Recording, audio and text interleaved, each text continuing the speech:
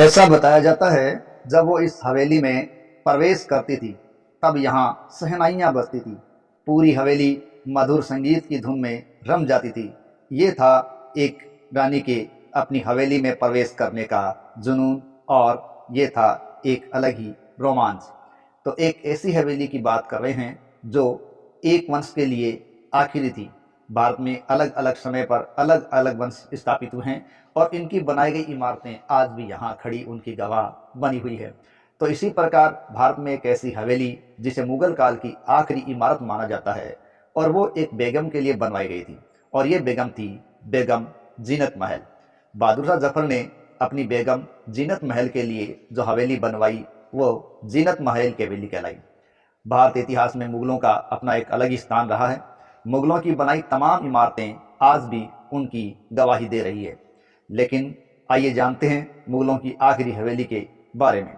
जीनत महल हवेली को बाद में मुगलों की आखिरी हवेली कहा जाता है। यह हवेली जीनत के नाम पर ही बनाई गई थी, और आज इस हवेली को जीनत महल की हवेली ही कहा जाता है। दरअसल इस हवेली को मुगल बादशाह बहादुर शाह जफर ने अपनी बेगम जीनत महल के लिए बनवाया था। शायद इसीलिए इसका नाम जीनत महल हवेली रखा गया। ये दिल्ली के मेहरौली में स्थित है। अगर मीडिया की बात माने तो बहादुर शाह जफर और जीनत का निकाह 1840 में हुआ था, और उसके सिर्फ 4 साल बाद ही मेहरौली में इस हवेली को बनाया गया था। बताया जाता है उस समय दिल्ली का मेहरौली का इलाका मुगलों का गढ़ हुआ करता था। शायद आज हिंदुस्तान में कोई शख्स ऐसा हो जो बहादुर शाह जफर को नहीं जानता हो।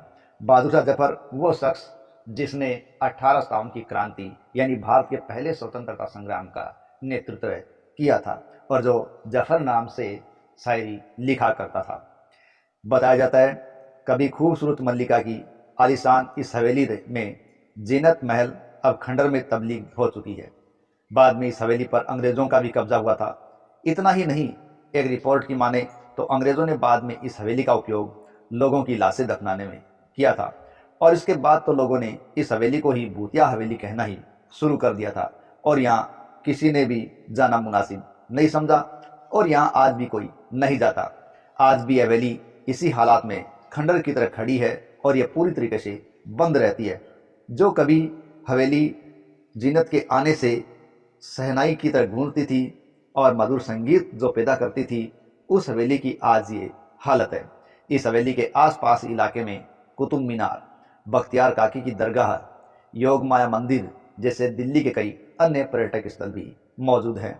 तो यह है बेगम जीनत महल की हवेली, जो मुगलों की आखिरी हवेली के नाम से चर्चित है।